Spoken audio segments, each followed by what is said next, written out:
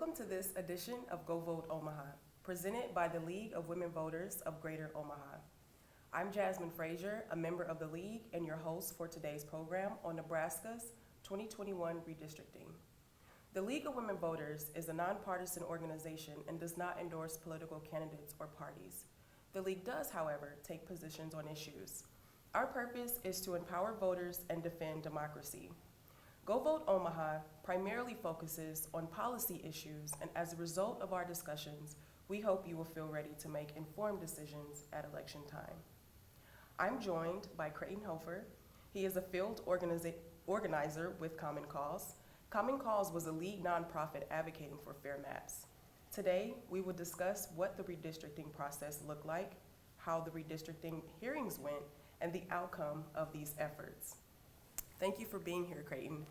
Can you tell us a little bit about your organization's role in the redistricting process? Sure. So Common Cause, this is one of our main emphasis. It has been for over the last 2 years, essentially, and even going back prior to that, trying to work for at least a more transparent redistricting process.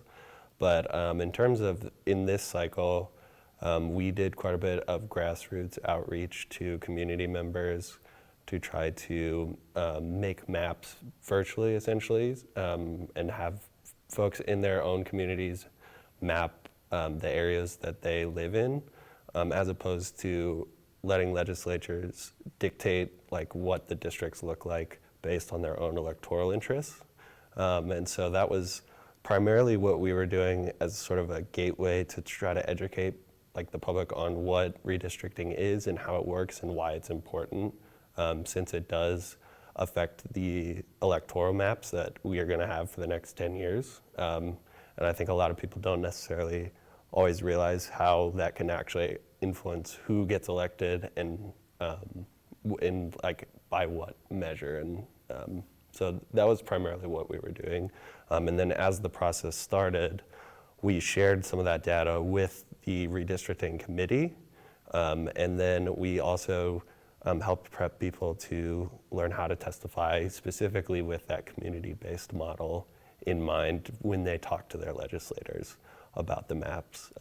We also engaged with legislators to try to encourage them to be as open and honest about the process as possible.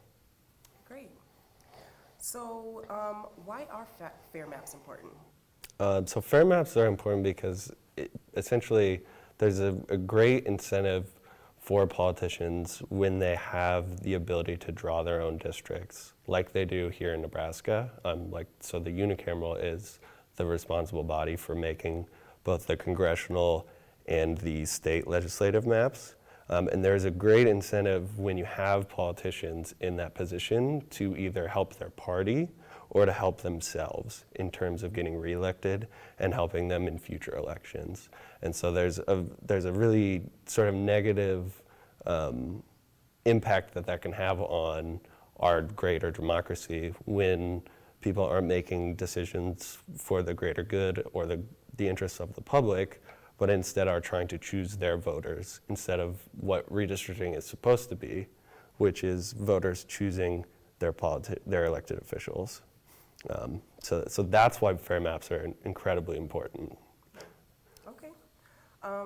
What did our map program look like? So that was what our community engagement program looked like. So what I spent a fair amount of time in the spring and summer doing was trying to get groups of communities to get together on Zoom meetings, basically, with 10 to 15 people from a similar either neighborhood association or area or just a general like community group. And what we would do is sort of sit down on that call, since we wanted to be mindful of social distancing and sort of the state of COVID at the time, to sit down and talk through first about what is redistricting and what is it, like why is it important for kind of the reasons I just described, but then actually pulling up a software program called District R, which allows you to fill in by block, by neighborhood blocks, like places that those people lived in. So it's sort of like a Google Maps, but you could, Google Maps crossed with like MS Paint or something like that. Like, so you could actually fill in where people felt like represented their community. And we could, we would make like landmarks of, okay, this is where people that we feel like, oh, this is our community, this is where everyone sends their kids, for instance. Or this is a point of interest, this is a church that a lot of people attend. And basically the point of it ultimately was to A, get people engaged and be aware of the process, but then B, actually take the political element out of redistricting and just talk about like what is the lived day-to-day experience of people in this surrounding area, and where do we feel like those boundaries are where suddenly, okay, this is a different community, or this is like our interests now are different than people that start and end at this block, if that makes sense. And so the kind of the purpose of that was exactly to take the political mindset out of it and take away that negative incentive to care about political parties or your party's elected officials' chances at getting reelected, and really strip it down to how can we be best represented, and like what would that look like on a map. Great. So next question, what stakeholders did you work with during the redistricting process? So we had a number of partners. We had a coalition of other nonprofit groups that engage on democracy and sort of voting rights work. So we had partners like Nebraska Appleseed, the ACLU of Nebraska, of course the Women's League of Voters. They were a tremendous help to us, and greatly appreciated all of their resources that they contributed. So I think we had roughly 15 to 20 groups that were engaged throughout the year on a rotating call basis, just to have updates on where the process was and what we could be doing to help advocate within our own organizations, but then also in the broader community. And then we also did engage with the redistricting committee members early on. We sent several letters to them. And I mean, I know the league submitted a map, draft maps for both the congressional and state legislative level. So we did engage with both our nonprofit partners, but then also the legislature itself. One was a little bit more cooperative than the other. I guess I'll say it that way. Okay, next question. Can you tell us a little bit about what happened during the hearings at the 3 congressional districts and why they were important? Sure. So the hearings came after the redistricting committee convened after that census data was available in August. And so this, I think they were from the 15th of September to the 17th, and they were held in each congressional district.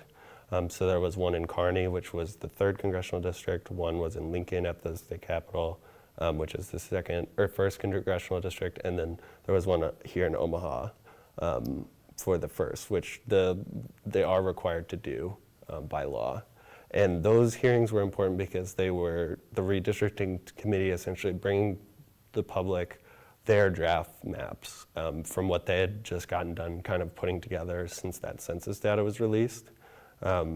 They were unusual compared to some of the previous hearings because typically the redistricting committee would present one unified plan.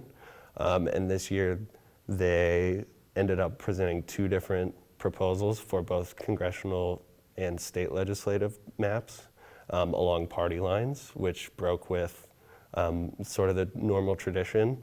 And so it was really important that we did get good turnout at all 3 of those locations. I believe there was 40 testifiers at the one in Kearney, or excuse me, Grand Island, and then about 50 or so in the one in Lincoln, and I think over 60 at the one in Omaha.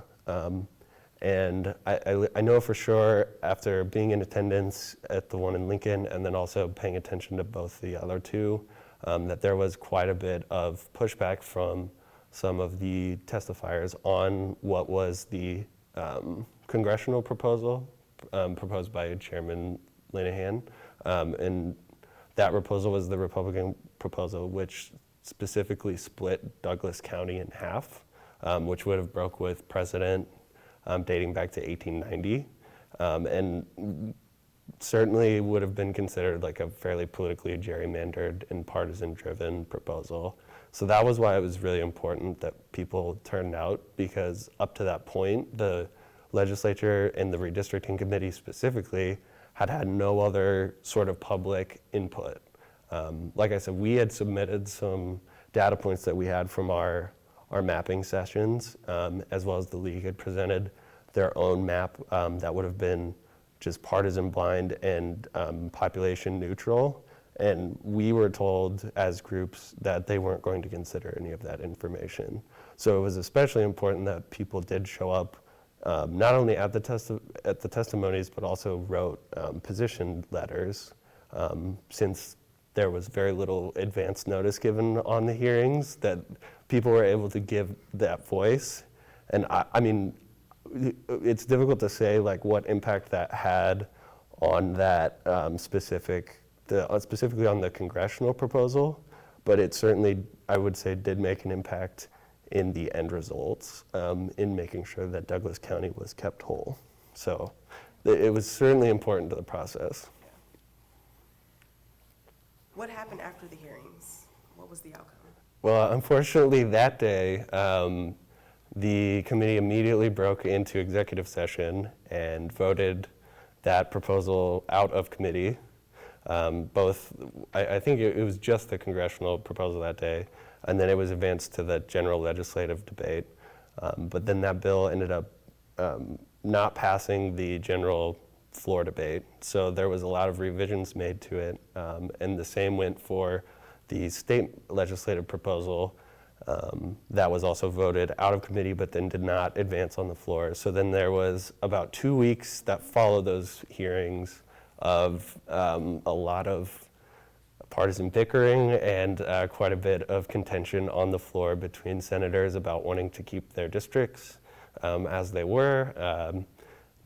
All in all, I mean, it was not, I'll be frank, it was not a very fluid or transparent process. I mean, up until the very last day that they passed proposals, they were still making changes on what they were about to vote on, which says quite a bit about the efficacy of the process, let alone its ability to be considered like transparent and accountable to the public, because a lot of that was happening behind closed doors, as with most of the committee hearings prior to that. So I would say that this process demonstrated sort of the issue in having legislators be responsible for this process, because they have so many incentives to not be publicly engaged or publicly facing in doing so, and have a lot of incentives to protect themselves or their party. That's good. Okay. How are people going to be affected by the maps? So essentially this is, depending on where you live as far as your state legislative district, you might have a new district number. There's a couple of districts that certainly shrunk in size because of the population growth in the two metro areas. So that would be Omaha and Lincoln. So some of those districts actually got smaller just because so many more people are living there. So that made it required that they needed to draw smaller districts to accommodate for that population growth. Whereas then on the opposite side, the western part of the state, where there's been loss in population in some of those rural districts, they got even larger.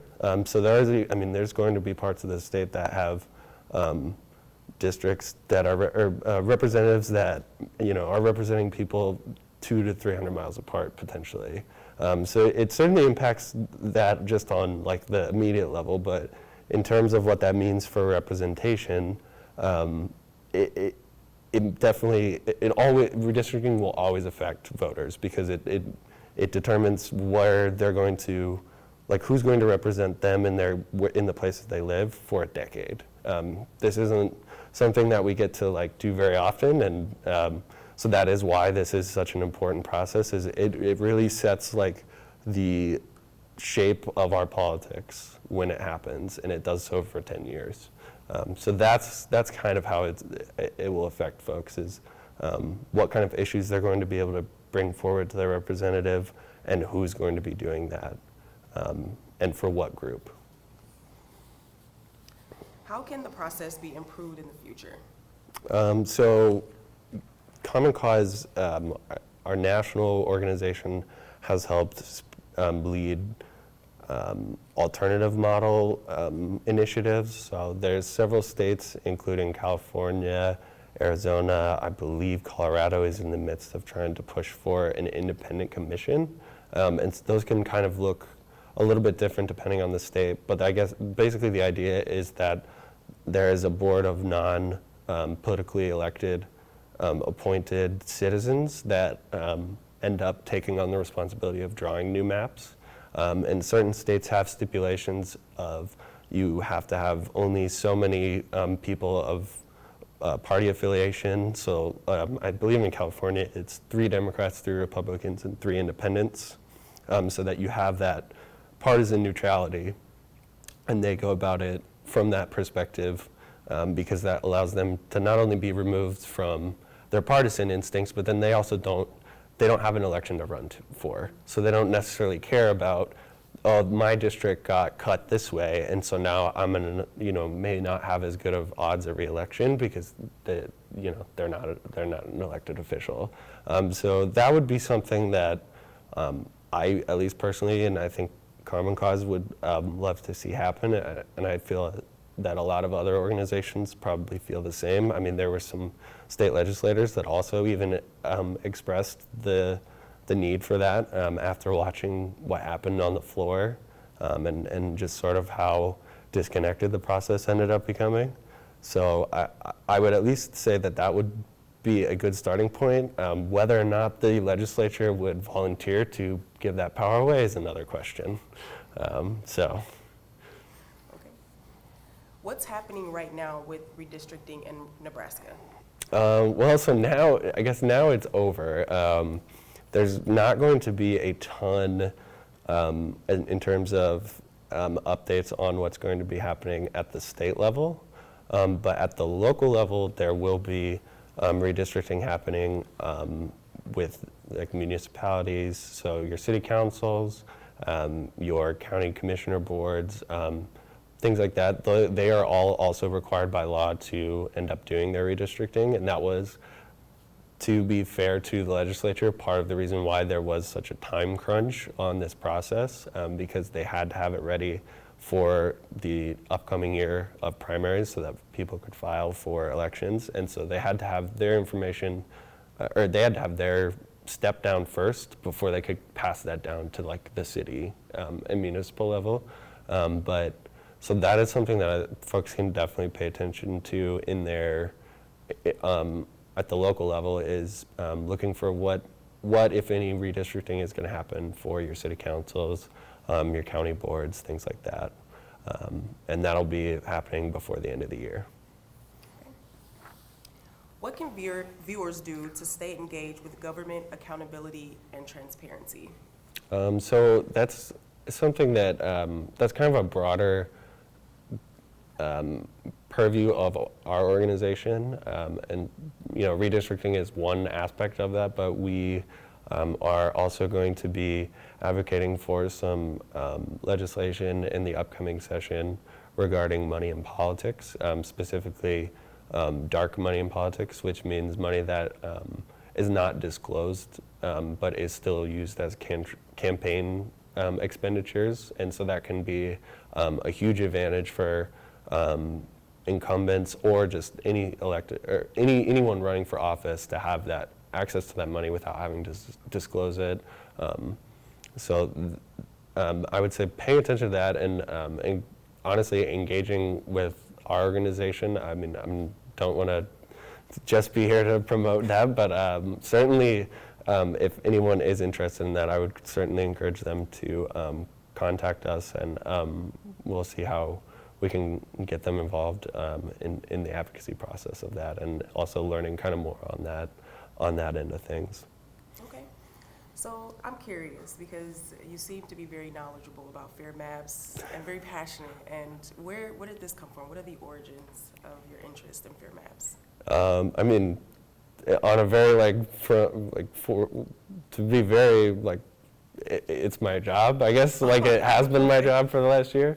Okay. But just on a personal level, I do think that government has been increasingly more and more ineffective and broken in this country, and I think a decent amount of that is due to some pretty severe partisan entrenchment, and things like gerrymandering are what make it even worse.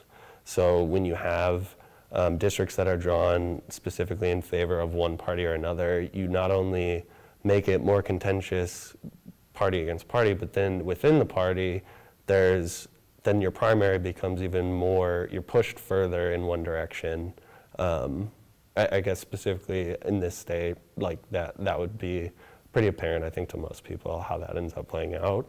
And I think that that's damaging to our body politic and the results we have. I mean, you end up with government that can't respond to any sort of, real problems that people actually have.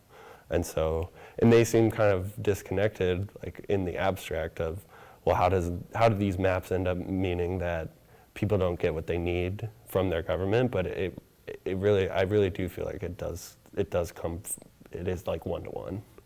Okay. So tell us a little bit more about Common Cause.